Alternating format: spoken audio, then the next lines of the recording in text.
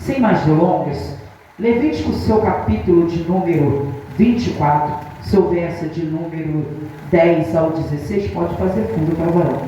De 10 ao 16, a Bíblia vai relatar sobre a vida de uma mulher. Quando foi falado que o tema era mulheres da Bíblia, eu falei, eu vou procurar uma que é menos citada, presbítero. Porque a gente ouve falar muito de Ana, ouve falar muito de Rebeca, ouve falar muito de Sara, mas a gente mal ouve falar desta mulher. Esta mulher chamada Selomite. Quando nós analisamos o texto de Levítico, seu capítulo de número 24, a partir do verso 10, vai começar a relatar sobre o trajeto dessa mulher. A Bíblia vai dizer que essa mulher ela pertencia à tribo de Dan. Ela era israelita, mas ela teve um casamento misto. Ela teve um relacionamento com o egípcio. E tudo aquilo que é fora da vontade de Deus, tudo aquilo que é fora do propósito de Deus, vai gerar consequência para a minha e para a sua vida. Vou repetir de novo. Tudo aquilo que é gerado fora da vontade de Deus, fora do propósito de Deus, pode ter certeza que vai gerar consequência para mim e para a tua história. Muitas das vezes vamos gerar frutos problemáticos. E por que eu estou falando isso? Porque as Sagradas Escrituras, quando relatam a história dessa mulher, vai relatar que ela teve um filho. Esse filho não cresceu em qualquer lugar. Esse filho cresceu mediante junto ao povo de Deus. Eu já vou liberar isso aqui.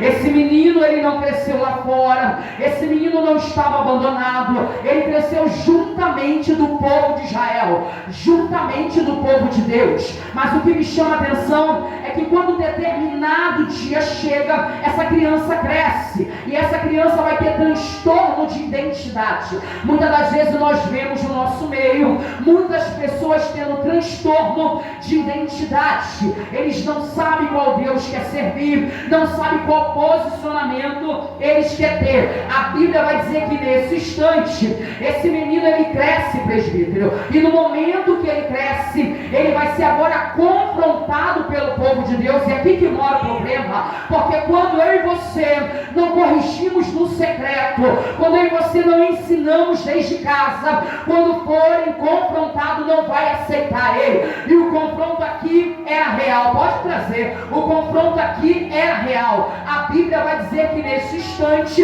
esse menino agora ele está sendo confrontado pela nação de Israel. E quando ele é confrontado, o que ele faz? Ele vai blasfemar contra Deus. E blasfêmia contra o Espírito Santo ainda é pecado. Vou liberar ele. O nosso Deus, ele não mudou. O nosso Deus, ele não vai mudar ele. A numeração do ano muda, a numeração do mês muda, mas o nosso Deus não. A Bíblia diz que ele é confrontado, e no momento que ele é confrontado, ele blasfema contra Deus. E no momento que ele blasfema contra Deus, a Bíblia vai dizer que ele é levado para um lugar, esse lugar que nós podemos chamar de prisão. Ele é mantido, guardado em um lugar, até a sentença de Deus sair. Observe o relato bíblico, que não é a sentença do pastor, não é a sentença da igreja, mas é a sentença divina. Nós analisamos o texto e nós vemos que agora ele está sendo guardado, e ao ser guardado, Moisés agora ele está consultando ao Senhor. Moisés não está tomando sua atitude própria, não é Moisés que está apedrejando o menino, não é a igreja que está apedrejando o filho, não, é o próprio Deus que está dando a sentença. A sentença sai, o menino sai do confinamento, e quem que tem que colocar a mão sobre a cabeça do rapaz? Aqueles que ouviram ele blasfemar. Por quê? Porque nós somos cercados por uma nuvem de testemunho. Cada passo meu e teu é anotado, cada atitude que nós fizemos é anotado. Tem alguém observando quem é eu e quem é você, e não é só aqui dentro. Lá fora nós temos uma nuvem bem maior. Alguém está olhando os nossos passos, está vendo se somos homens e mulheres de Deus verdadeiramente. Eu amo isso aqui, porque não era de costume citar o nome de mulheres, mas a Bíblia diz que nesse instante, quando se cita o nome dessa mulher, é para trazer o relato de algo que não foi ela quem fez. Ei, a pior coisa que tem é nós sermos lembrados pela falha de alguém. Tem alguém aqui comigo? Ei, é Deus dizendo nessa noite, a pior coisa que tem é quando nós somos lembrados pela falha de alguém, mesmo que seja filho, mesmo que seja irmão, mesmo que seja mãe. Ei, é doloroso. E quando nós olhamos essa situação, nós vemos que essa mulher, ela não blasfemou, mas ela teve que contemplar o assassinato do seu próprio filho.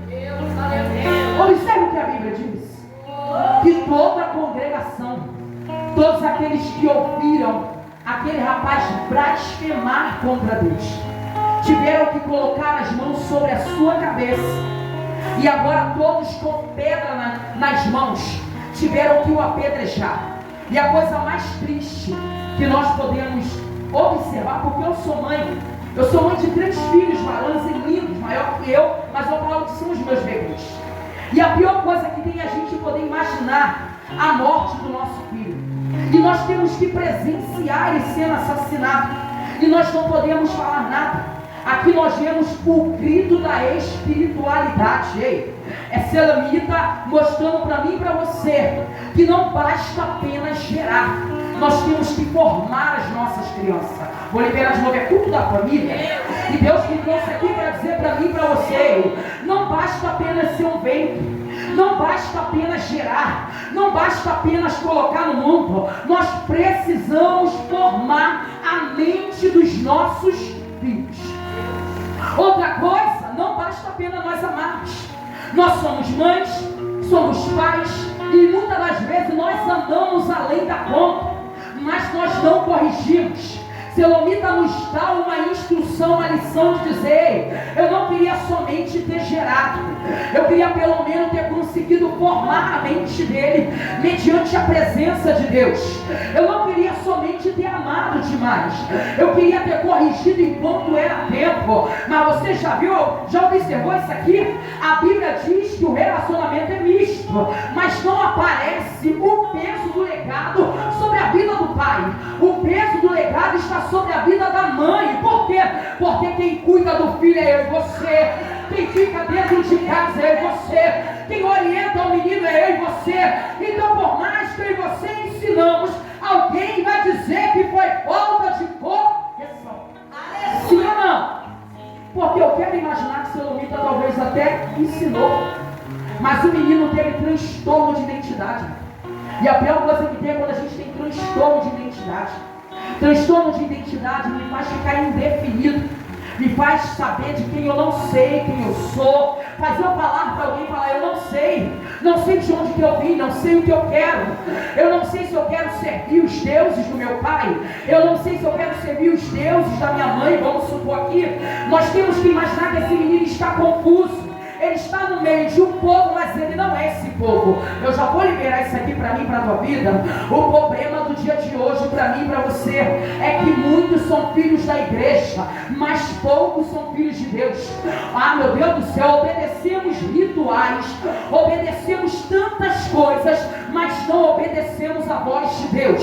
Outra situação que o Selomita me ensina é que você não precisamos somente lembrar o nosso filho, nós precisamos ser vigilante naquilo que ele está fazendo. Que é prova, quando eu olho a história de Jó, eu vejo que Jó, ele é sacerdote dentro e fora de tempo. Jó, ele tem uma preocupação, ele não só lembra os seus filhos sobre o temor de Deus, mas ele tem a preocupação de ter vigilância. Ele começa a dizer: olha, o banquete foi até liberado, acabou a festa, eu quero todos presentes. Por quê? Porque eu irei oferecer sacrifício e vocês estarão juntos. Porque se porventura pecaram contra Deus, eu vou invocar ao Deus do céu para que haja oportunidade de perdão. Nós não sabemos o que os nossos filhos fazem. Nós não estamos com ele 24 horas por dia. Nós não sabemos o que o menino pensa, porque a gente não é onisciente. É por isso que é necessário eu e você se preocuparmos não somente de lembrar para ele: segue a Deus, respeita ao Senhor, não seja vigilante. Quais são as palavras que estão saindo da boca dos nossos filhos? O que tem sido pronunciado dentro da nossa casa? O que hoje nós achamos engraçadinho, o que hoje nós achamos bonitinho, amanhã pode gerar consequência. O silêncio de uma dor, de uma tristeza, porque eu e você não tivemos a capacidade de instruir no momento certo. Aí nós olhamos a situação de Selomite, por quê? Porque ela está vendo que o filho dela foi sentenciado. Mas o problema é quando toda a congregação vem com o quê? Com pedra nas mãos. Quem é que gosta de ser atingido? Porque eu não gosto. Quem é que gostaria que a sua casa fosse atingida? Eu não iria gostar. Quem é que gostaria de estar sentado na plateia e está vendo todo mundo com pedra nas mãos para atacar no teu filho e você vê ele sangrando sem você poder fazer nada? Eu creio que nós como mães não gostaríamos, sim ou não? Selomite, ela tem uma dor silenciosa. Ela não blasfema, mas ela entende que o seu filho não blasfemou contra homem. O seu filho blasfemou contra Deus. E contra Deus não há argumento. Ei, a gente pode falar o que quiser com alguém na terra, mas com Deus é diferente. Podemos até fazer atrocidades nesta terra, se arrepender ainda há perdão, mas blasfemar contra Deus não tem argumento. Deus estava dizendo, ele cresceu no meio, ele era filho da igreja, mas ele nunca foi meu filho. Ele era filho do povo, mas ele nunca foi meu filho. Ele estava no meio do povo, mas nunca foi o meu povo. Você sabe qual é o problema que a gente está vivenciando no dia de hoje? É que às vezes nós estamos na igreja, mas a gente não estamos em Deus. Às vezes nós parecemos que estamos posicionados. Estamos posicionados em um pastor, estamos posicionados em um pregador, estamos posicionados em muita coisa, mas esquecemos de se posicionar em Deus. O problema desse menino faltou estrutura. E quantos lares não falta estrutura? E sabe o que faltou para esse menino? Porque a gente não vê o peso recair sobre o pai? A estrutura paterna. E a pior coisa que tem é quando cresce faltando alguma coisa. Alguns conseguem lidar com essa situação, mas são poucos. Porque muitos sofrem, muitos começam a ter distúrbios, sabe? Eles começam a olhar para os amiguinhos do lado e dizer, na casa tem pai e tem mãe, na minha casa só tem mãe. Quem aqui já não viu isso ou já viveu? Quem aqui? E a responsabilidade está tudo nas tuas mãos. O que acontecer com a criança é responsabilidade tua. Por quê? Porque gerou algo fora do propósito de Deus. E quando eu falo de gerar algo fora do propósito de Deus, eu não falo só de filhos, porque os nossos filhos é herança de Deus. Eu falo de relacionamentos, eu falo de atitudes, eu falo de amizades, tudo aquilo que é fora do propósito de Deus. A própria Bíblia diz que as más conversações corrompem os bons costumes. Então, no momento que eu tenho aliança com aquilo que não está em conformidade com o céu, eu estou fora do propósito da vontade de Deus. Eu já vou liberar isso aqui. É natural eu e você fazermos amizade com aquele que nos traz para o altar, mas aquele que nos tira, é necessário se afastar. Mas missionária, eu preciso me afastar. Precisa, se você não ganhou ele vai te ganhar para o mundo. Deus está dizendo, não siga fora dos meus propósitos, eu ainda tenho algo extraordinário para você. Aleluia! Precisamos entender, é melhor que nós sejamos lembrados pelo projeto de Deus, pela transformação do qual Deus fez na minha e na tua vida, do que sermos lembrados pelos atos que nós cometemos no passado. Deus me trouxe aqui para dizer para mim e para a tua vida, eu não quero saber o que você fez no passado. Já vou liberar isso aqui. A tua história começa a partir de agora. Você sabe que o Deus de oportunidade está na Assembleia, Ministério Kairos. Eu gosto desse nome Kairos, porque é tempo de Deus, é oportuno, é oportunidade de Deus. É Deus dizendo, eu tenho um tempo meu para a tua vida. O que passou, passou, mas não seja como Selomite. Não perca o teu lugar de filho. Não barganhe, não negocie a tua identidade. Não siga como filho de Selomite, que teve confusão de identidade. Reconheça que és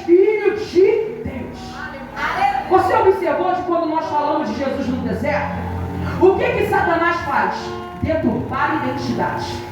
A primeira coisa que o inimigo vai fazer comigo e contigo, para que eu e você venhamos sofrer essas consequências, é deturpar a minha e a tua identidade.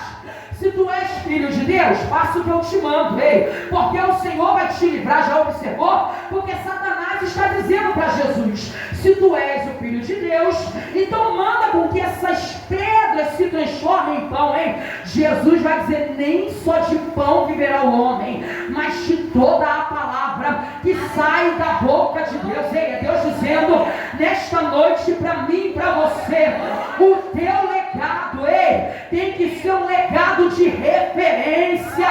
Não carregue o peso do legado da morte de alguém do qual você ama por falta de correção. E eu vou liberar isso aqui de novo, hein? Não basta apenas gerar, precisa formar a mente, hein? Não basta apenas amar, precisa corrigir. É Deus dizendo: nós precisamos se atentar.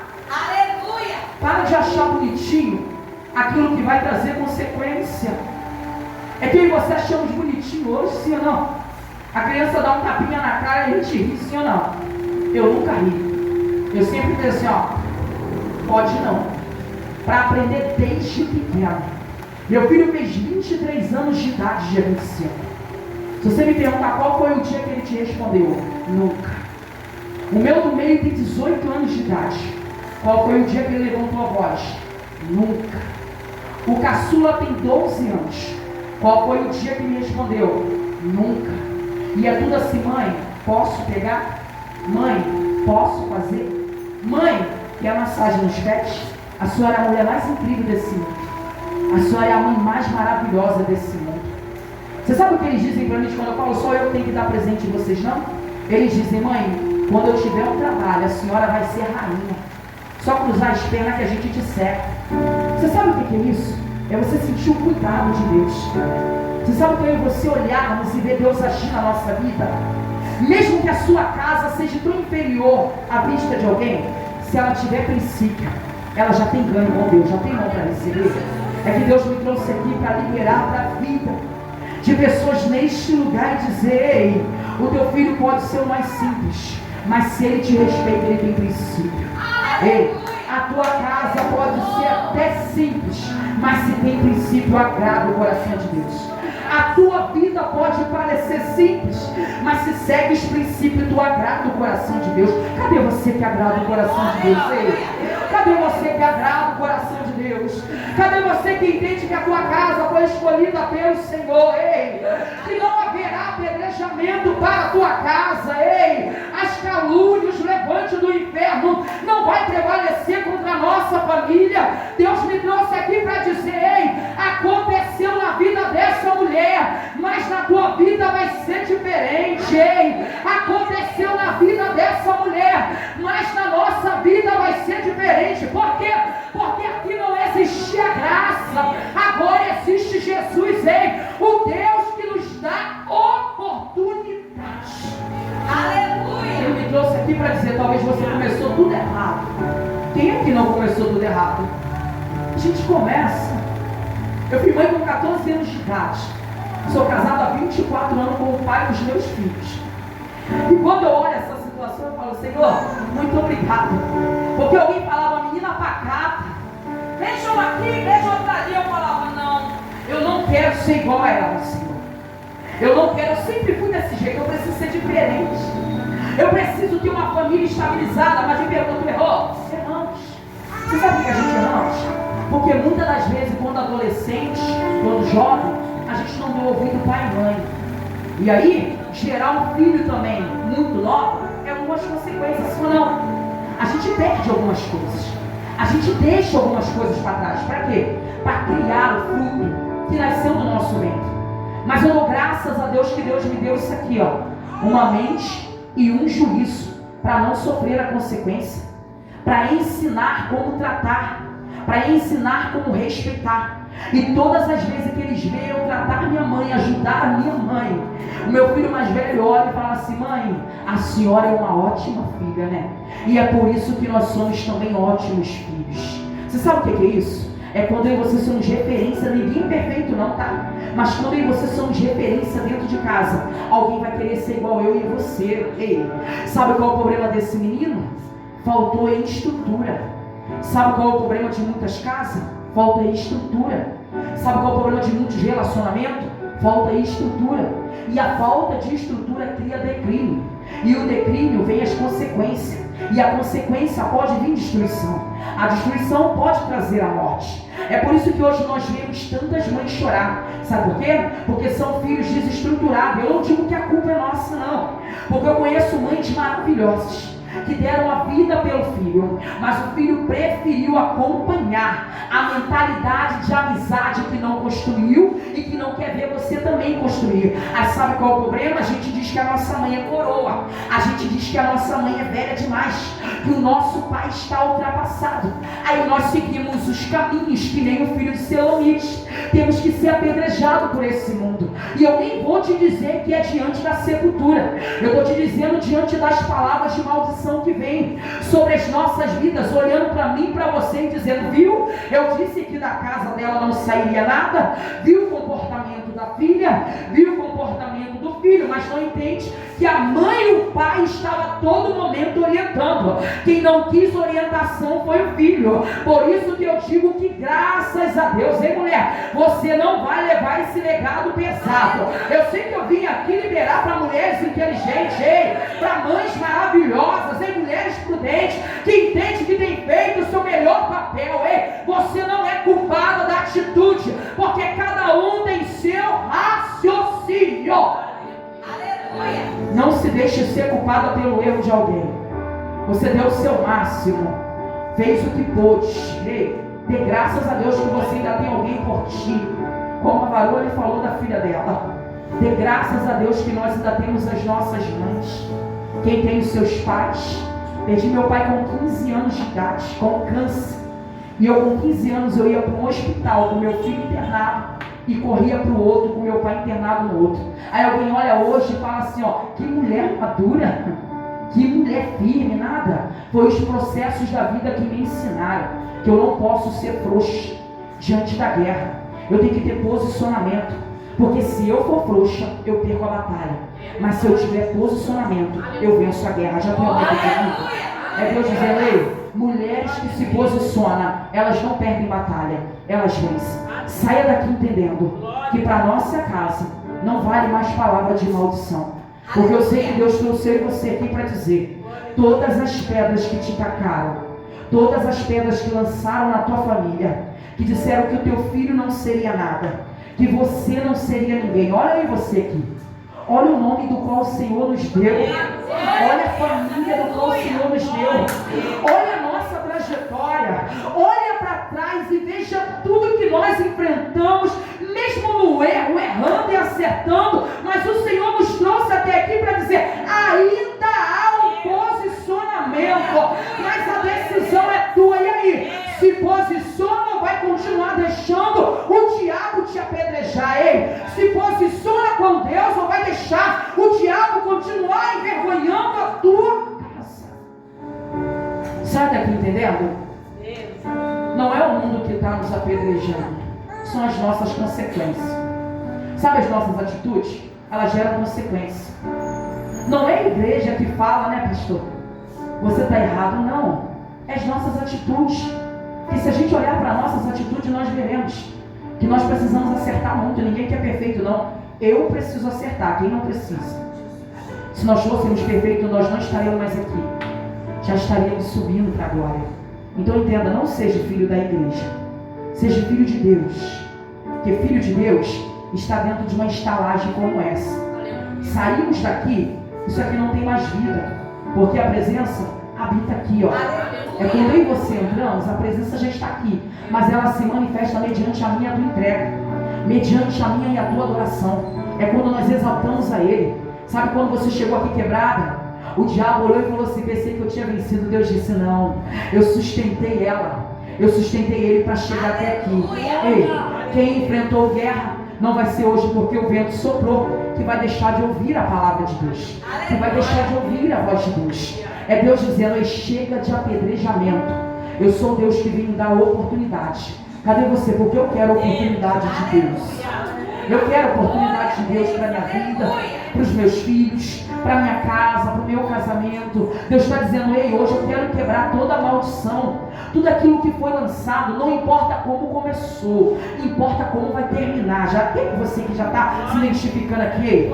Não importa como começou, importa como vai terminar, porque a caminhada não vai se distinguir aqui no começo nem na metade, vai se distinguir no final, quando Deus falar: tu foi fiel até o final. Por isso está aqui a tua coroa, a tua coroa de honra, tem morada celestial para mim e para você. Deus está dizendo: ei, não aceite apedrejamento do inferno, porque eu sou o Deus que te estruturo, que te coloco de pé, que te dou livramento, que te dou um posicionamento, mas é necessário querer. Não chore como Selomite, sorria como Ana. E a gente vai finalizar. Não chore como Selomite, que teve que enterrar o seu filho, teve que ver o seu filho apedrejado. A pior não sentir essa dor nem desejo. A pior dor de uma mãe, gente, que a gente sente na alma. A gente nem precisa ter perdido, a gente é mãe. É saber que o nosso filho, essa hora, poderia estar amarrado numa boca de fumo, posto para morrer. É saber que alguém veio e tirou a vida do nosso filho. A pior dor de uma mãe. Eu tomava conta de 2 crianças e o menino, ele tinha 12 anos. Quando mataram ele tinha 15 anos de idade. Eu me lembro até hoje que a mãe me ligou depois de um tempo já. Por quê? Porque quando ligaram para ela, é assim, pastor. O mundo não quer saber quando vai te apedrejar. Ligaram para ela e falaram: estou falando com a fulana de tal. E ela disse: sim. Pois então, acabamos de estourar a cara do seu filho, um garoto de 15 anos, que tinha tudo do bom e do melhor: casa de praia, os melhores aniversários, as melhores roupas, as melhores escolas. Mas por quê? Foi teleguiado por mente de amigos que não constroem e deixou de acreditar no amigo de verdade, que é mãe e pai, que está dentro de casa para orientar, e no amigo Jesus, que está nos direcionando para seguir caminho do mundo. Teve essa fatalidade. O problema está aqui: quando eu e você não obedecemos, nós padecemos. É necessário que eu e você venhamos entender que a palavra de Deus, eu costumo dizer que ela não bate em ninguém, ela corrige eu e você. Que tem muita gente que fala: vem bater na minha igreja. Não, nós viemos trazer a palavra. Você pode chegar em casa e meditar o que diz Levítico 24, do 10 ao 16. Você vai ver que é um período curto da história dessa mulher, mas é algo profundo, que traz para mim e para a tua vida. Não adianta nós sermos sacerdotes na igreja, não adianta nós sermos referência para o mundo, não adianta sermos grande pregador. Eu prego todos os dias, em muitos lugares, se eu não for alguém presente para minha casa. Não adianta eu ser um ombro amigo para ela, se eu não sou um colo de mãe para o meu filho. Não adianta eu estender a mão para alguém, se eu não estendo a mão dentro da minha casa. O que vai adiantar ser referência para o mundo todo, mas a tua casa não te conhece? O teu filho não tem a presença de uma mãe, de um pai. Então sai daqui entendendo que nós precisamos valorizar mais, porque o primeiro ministério ainda é a nossa família. Ministério não começa no púlpito, ministério não começa com palavras eloquentes, ministério começa com tratamento e amor dentro de casa. A Senhora disse: minha rica oportunidade, e você aplaudiu ao Senhor.